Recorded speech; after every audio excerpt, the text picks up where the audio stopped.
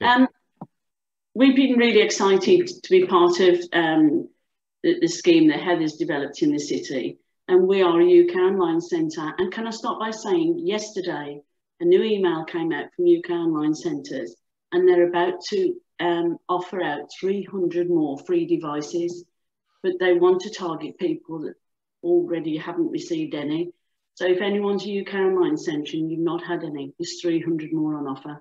To date, we've had 35, and it's made a massive difference to the people we've given the devices out to, but it's not been without its own challenges. So we first applied for 25 devices, and they came in, and we had a waiting list of clients that we support. It was harder than we thought. When we started to contact people, saying, would you like a device, and it would help you connect to us. They were really excited. And then during COVID, we had to get over how we would give these devices out. So staff went to people's houses, left them on the doorstep, stood at the bottom of drives or halfway across the road to try and talk people through how to switch the device on, how to load it up. And we'd already put apps and a number of things on the devices, but there were so many people who had never touched a device before. So when my colleague said, right, can you just hit the cursor? We have what's a cursor? Just insert your name. How do I do that? Well, you touch the pad and then you hit return. And then we had someone saying, well, what's return? So it's a long, long process to get someone even used to turning the device on. And then after working with people for quite some time, we invite them onto a very basic online course, and to see people's faces when they've connected online and never having connected before. And we've now got people doing advanced IT courses after a few months. COVID's brought its own problems trying to get new devices out again. But it's been very worthwhile, but we've grossly underestimated the amount of staff time it would take. And one of my colleagues that's been working with closely with the UVSC on the social prescribing project, he made really good contact with a guy who could speak to his family online for the first time. He said it, enabled him to engage. But then my colleague was getting calls at 10 o'clock at night saying, my Skybox isn't working, can you help me with that too? So it's all kinds of support that people want. And I think once you've introduced someone to using a device, then they think, you're the expert in everything. But we found that many, many people just wanted to chat. And the first devices we had from Good Things, we were able to give out and give away, because that then eliminated all of the worries about how they were used, if they were broken, insurances. So we did say to people, you can have this device, you can keep it forever, but you have to engage in 2 hours online learning. If they didn't, then we said we would fetch the devices back. James has just shared a photograph.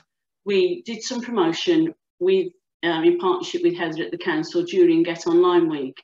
And that's one of our clients there receiving her device from 2 of our councillors and my colleague standing at the back. And she'd never used a device before. She's now engaged in online learning. And the promotion we had from that, we've shared across the city, and we've had some good press coverage for it. But I think it's really important to just demonstrate the impact it's made on people's lives.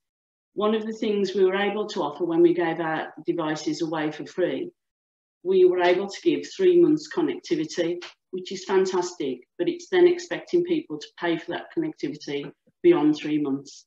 And that's not as easy as it sounds. And we did persuade people that they needed to be engaged in learning, and that's happened. But I think the lending device that we're doing with the council now, one of the downsides of lending someone a device for 3 months, there's so much basic online learning that people can be engaged with. And we've got, basic English, basic IT, basic maths, like a lot of partners have across the city. But these courses are 16 weeks, and it does take weeks for people to get used to using the devices. And I know the scheme's fantastic, but for me, 3 months is such a short time, really. What do people do at the end of those 3 months? So we need lots more devices that we can give out to people forever, and the connectivity. And, Heather mentioned in a previous meeting that I attended that some people don't have the connectivity. And I understand during the summer, people were sitting on library steps just to get access to the Wi-Fi spots from the library. So it's not without its own challenges. But I think a lending scheme is, you know, we've seen it impact and change so many lives, and we've had such positive response back that I think it's something we all ought to be doing as partners in the city. And we're happy to share with anyone, you know, the procedures we went through and how we shared opportunities with beneficiaries, and some of the partner online courses that people can engage with once they have these devices. But, you know, the biggest hurdle is without doubt, you know, teaching someone to use a device that's never used it before. I know Heather, you know, has worked incredibly hard to get the 3-month lending scheme going. I'd like it to be a 12-month lending scheme, Heather, and whether we can do that when we get more devices. But if anyone's not a UK Online Centre yet, and you are a community group or a charity in the city, they're always looking for new partners. And as I say, they're about to offer 300 more devices out. And if anyone needs any support with how we went through the process, or, you know, to copy our application form, please give us a call, or WBSC. I know James, through Social Prescribing Project, has also accessed more more tablets and phones and computers and laptops.